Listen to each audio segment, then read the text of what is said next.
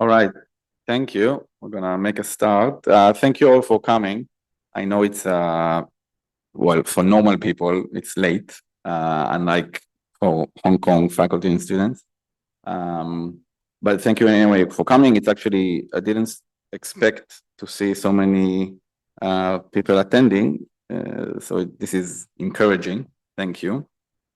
That someone cares. Someone cared. I apologize. Usually I walk around, but right now we are recording it and actually having it live on Zoom. And at least we have one guest from the UK. So this is, I have to sit for them. So I apologize in advance. But anyway, my name is Zohar. I'm an emergency medicine physician at the Department of Emergency Medicine here at HKU. And bioethicist. And in the past couple of years, I've been working on the Israeli, well, you can call it conflict, you could call it occupation, mostly focusing on the ethics. And today I'm going to explore the ethics of international law in this regard. So it's not really just war theory, it's not really international law, but it's just an ethicist, at least right now, wearing the ethicist hat and examining, thinking about the role of international law in this context. So the question here is, and obviously, so I'm going to talk roughly for half an hour, but feel free to interrupt me in the middle, and we can just open up for discussion. The question before us is Israel justified in targeting hospitals in Gaza? So I'm guessing by now everybody knows that Israel has been targeting hospitals, ambulances, and healthcare infrastructure in Gaza. Also, obviously, in the West Bank, but that's not for today. And the question is, should they be allowed to do so? And my question is no. All right. So today I'm going to present what I call a negative case to say why it's a negative.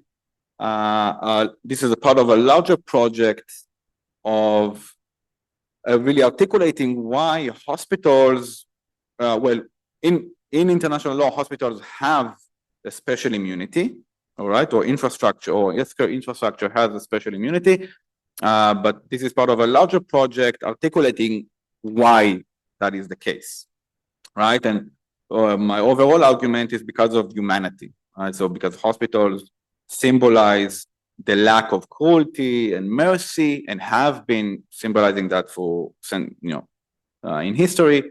But that's, that's right now it's only tentative. Obviously, we can talk about it if you want, but that's not the focus of the argument today.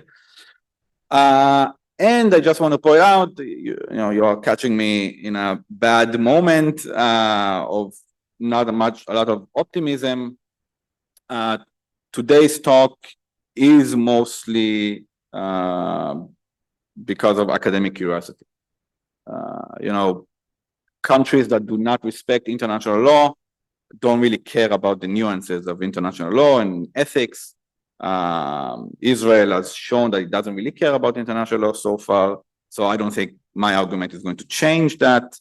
So I have no expectations that anything will change, even if this paper gets published. Unfortunately, that's the reality. I expected to see some students, so just in case, just to briefly state the history of the Geneva Convention, in case of you who are not familiar. So this is international. When I say international humanitarian law, I refer to the Geneva Convention mostly. We have two origins or sources for the Geneva Convention. One is the Lieber Code. Basically, President Lincoln was worried about the ethics of the Civil War in the US, and he asked a jurist named Lieber to come up with ethics governing war, all right? And in contrast to the second source we are going to see in a minute, the Lieber Code was really for advocating for the interest of the warring party, all right? Much less concern about human rights and human dignity. So you can see that it prioritizes the goal of ensuring the state's safety above all consideration, and even allowing for the starvation of a hostile belligerent. Okay?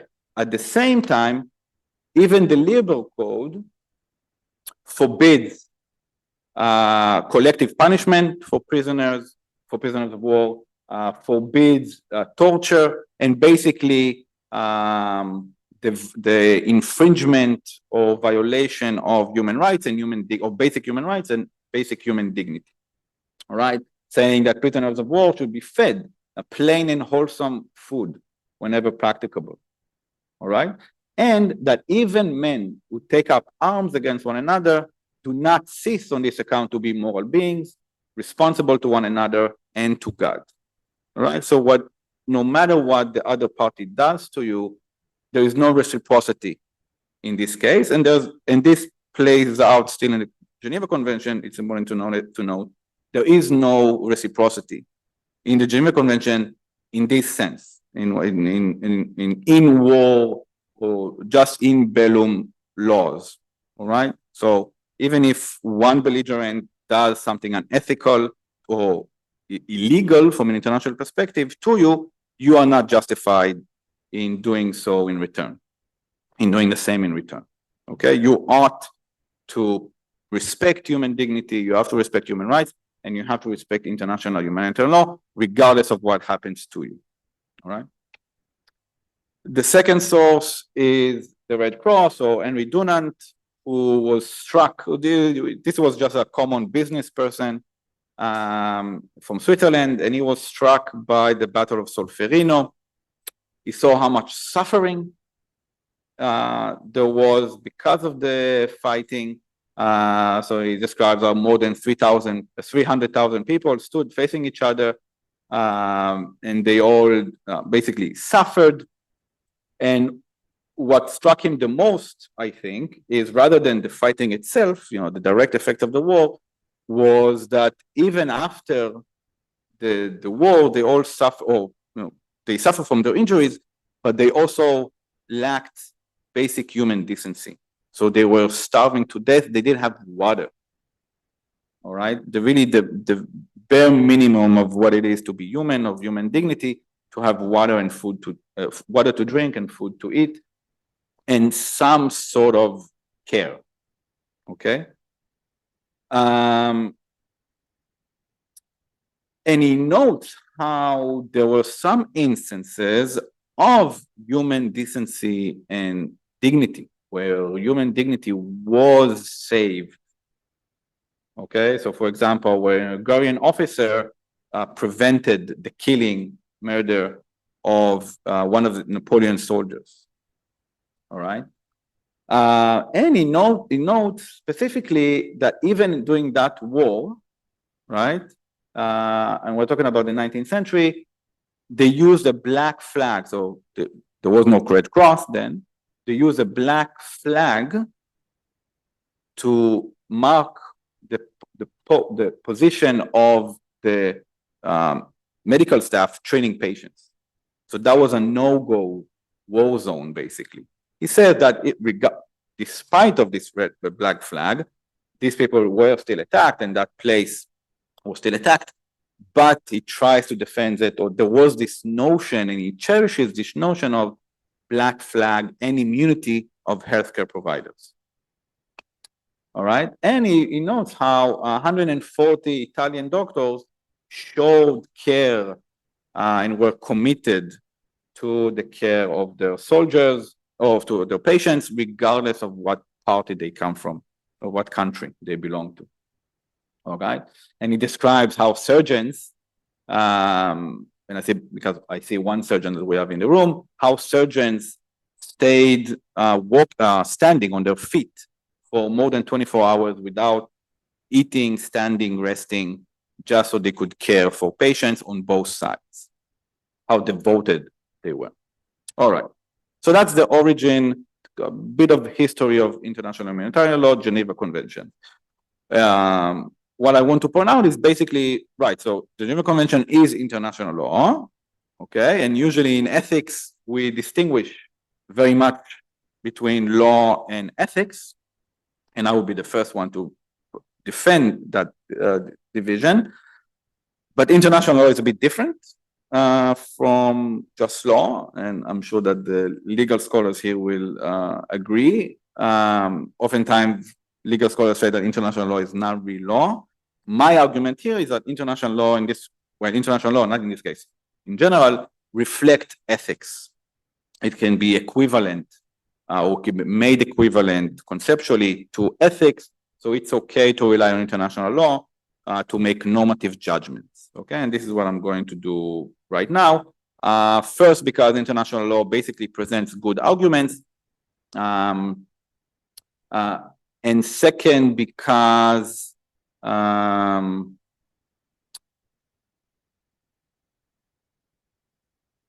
lot of the times, or right now, my colleagues, for instance, are afraid to write about the conflict because they think, at least, that they don't have the moral status or the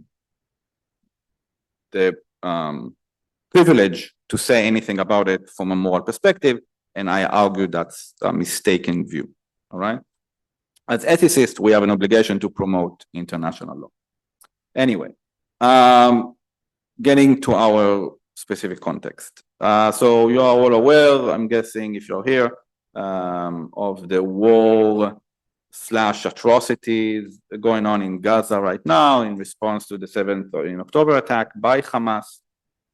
As we speak, and this is the last report, I guess 3 weeks ago, we're talking about more than 40,000 casualties, all right, both civilians and Hamas members, nearly 100,000 injuries, more than 10,000 people are still missing. And these are, by the way, conservative numbers. Right? So there's a recent Lancet article saying that this might be much, much higher. And with cases now of, maybe you've heard about infectious diseases like polio, starvation, we are probably talking about 100,000, if not more, civilian casualties. There were specifically 502 attacks on healthcare facilities. And we're talking about ambulances, we're talking about hospitals, and we're talking about healthcare providers being targeted, being killed, and being abducted by Israel. All right. And the way they are being abducted is mostly by administrative detention, where they are not brought to justice, basically. So there's no trial, they're not brought to face a judge. They were just put in prison for, it could be unlimited period, basically. So they get 6 months each time, and they could prolong that period continuously. And some people spend their lifetime in prison just like that, all right? And right now, the last numbers I saw, we're talking about 10,000 prisoners. Most of them are under administrative arrests in Israel. And I'm guessing some of them are Hamas warriors, but a lot of them are civilians, and a lot of them are my colleagues, healthcare professionals.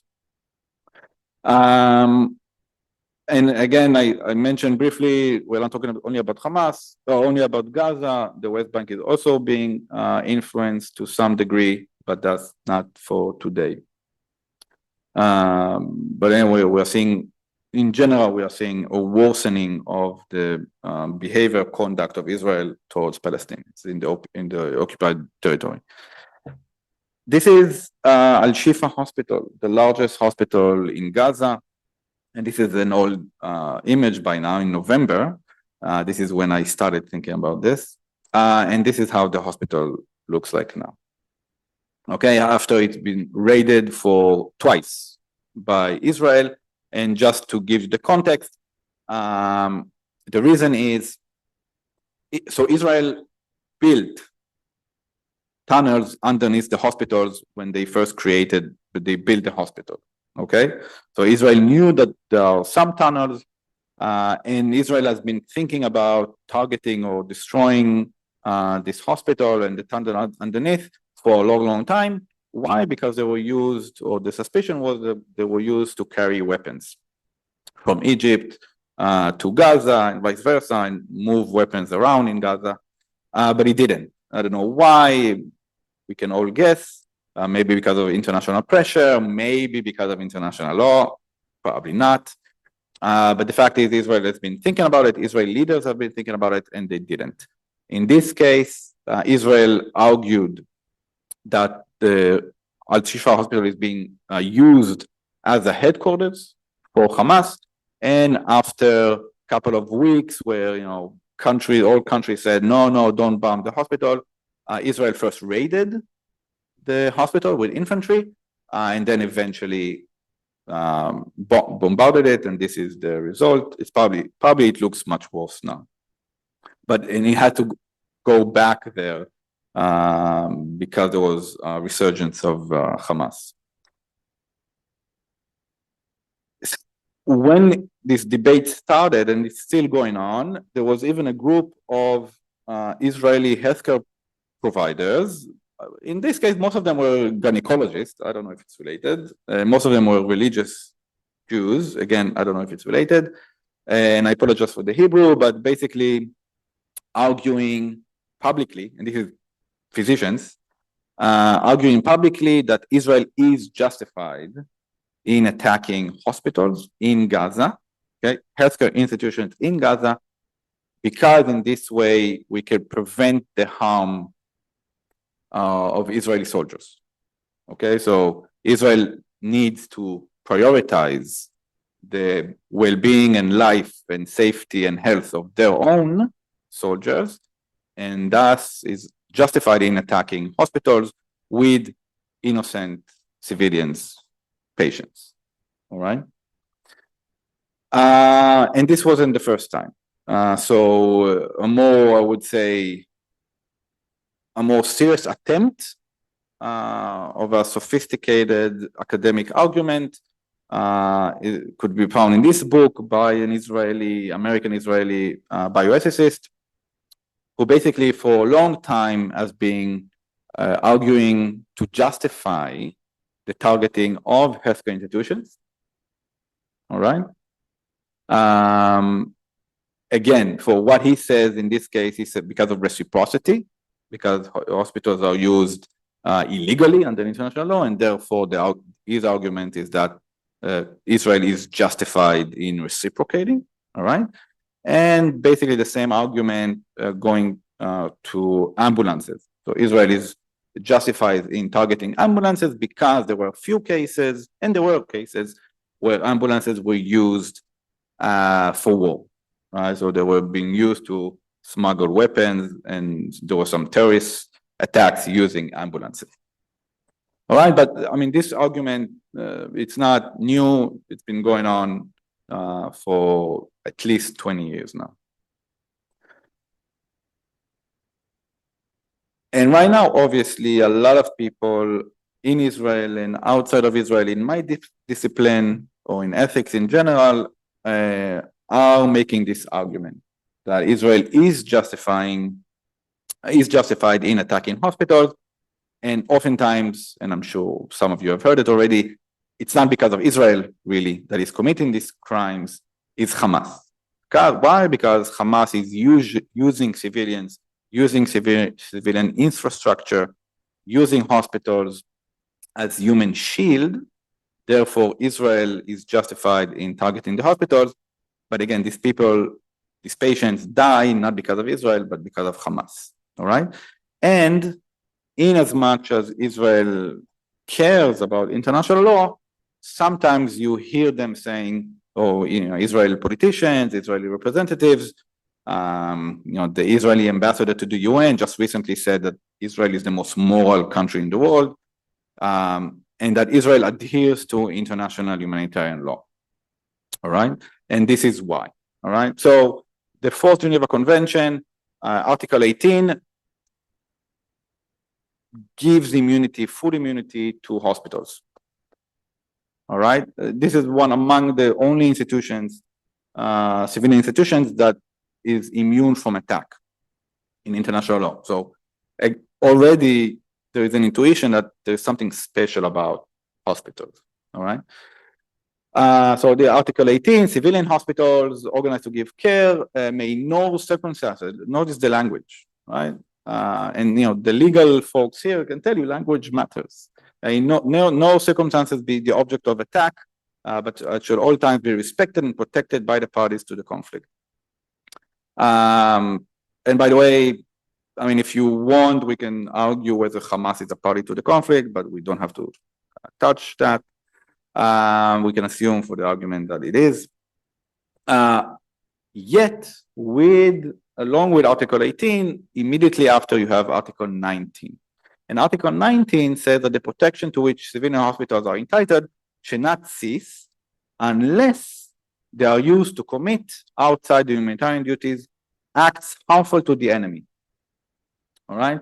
Protection may cease only after due warning has been given. Okay?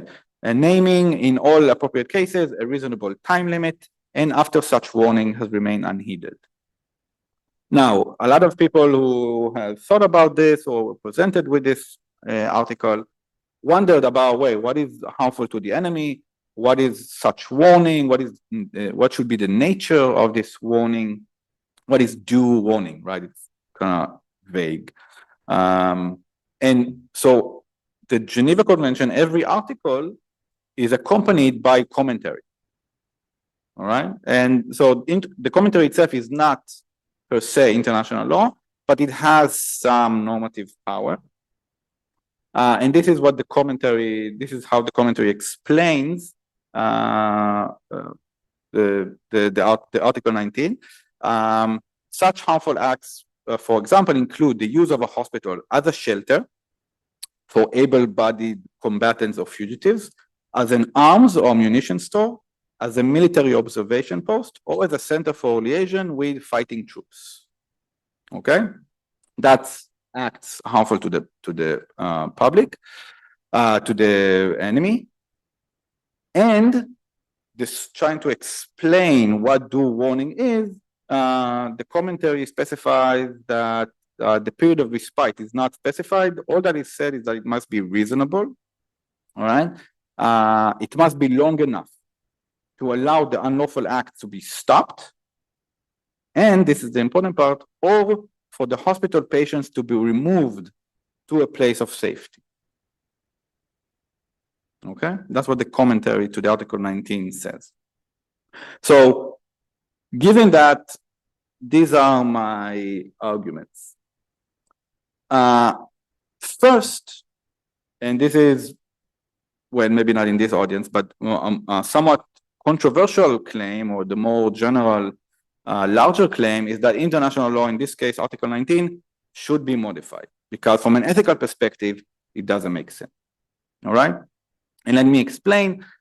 I think there is a difference between a hospital being used as a military observation post, right? A place from where an attacker is actively shooting you at this moment, okay? And you have an obligation for yourself or for your friends and peers, of your own people, to stop them, right? Because you have a right to self-defense, you have a right to life. Therefore, in general, we accept the right to self-defense, which entails that sometimes you have a right to neutralize or kill other people. In a case where someone is actively shooting at you, that right stands. In the case, however, where a hospital is being used as a command post, basically as a headquarters, that argument fails. All right? And the reason is, notice that the severity might be worse, right? So one terrorist can kill one person, can destroy a bus full of patients. A headquarters can coordinate, organize a much larger attack on a much larger scale, kill many more people, right? However, my argument is that you are much more likely to prevent an attack if you neutralize that specific person shooting at you. You are less likely to prevent an attack just by destroying a headquarters, right? not even thinking about that everything right now is happening through Zoom. Maybe that doesn't apply for Hamas and in Gaza, I don't know. But if you know a bit of your history, the Cold War, so the order that the submarines got was, if communication stops, you attack, right? So you attack with nuclear missiles, either in the US or Soviet Union. Maybe the same applies here, right? So if you have terrorist cells all over Israel or all over the world, maybe their order is that if the headquarters stops transmitting, attack. All right. The point is, if you attack a headquarters, someone may survive. Someone may still issue the order. So the likelihood of preventing the attack is lower compared to whether you actually neutralize someone who is actively shooting at you at this moment. All right. So there's an ethical difference, or a difference that is ethically significant, from a hospital being used as headquarters and a hospital used as an active military post. Okay, and I think the international law, the IV Geneva Convention, Article 19, is not nuanced enough, and it kind of brings them or includes them together, and it shouldn't. It shouldn't. To separate, I think maybe, and again, this is might not be true if we think about the positive case for the immunity of hospitals, but in this specific argument here, for the negative case, maybe the Israeli army may be justified in targeting a hospital when a terrorist is actually shooting from that hospital at this moment, but not in the other case where the hospital is being used as headquarters. So that's the larger argument, and probably academically, well, it still might be nonsense, but it might be more philosophically more interesting at least. The other argument, and I hope we could agree about it more, is that even based on existing law, regardless of revisions or revisions, Israel is not permitted to target, or should not be permitted to target, hospitals in Gaza. And this is why, first, Israel should respect international humanitarian law, and that goes without saying, as all countries. And the content of international law has normative ethical meaning. So again, it's not only law, it actually has good arguments, because smart people have thought about it for a long, long time, and they have learned from their mistakes and experiences. But also because international law is now is accepted by the most, all courts, the most important courts internationally, and by legal scholars. And it should be accepted by ethicists as an ethical code in addition to an illegal code. All right. And so this is what I mean. If you take this necessary condition, that patients should be removed to a place of safety, early on, we knew, and I'm not talking about now, I'm talking about 3 months into the Israeli attack on Gaza, we knew that Gaza has no safe place for patients to go to. So I don't know if you're aware, already in 2017, there was a UN report saying that Gaza is unlivable already because of basic conditions for life. Once Israel started the attack, it destroyed Gaza. Gaza is just sand now, and dead bodies. All right. So already early on, there was no safe place in Gaza. We even know that people who went to so-called safe zones, what was declared by Israel as safe zones, were attacked by Israel. All right. So because this condition is not being fulfilled, then Israel was never allowed to target hospitals in Gaza, and which means that this number here, the 502 health attacks, really symbolizes, reflect, and document, war crimes, or even worse, crimes against humanity conducted by Israel in this case. Thank you.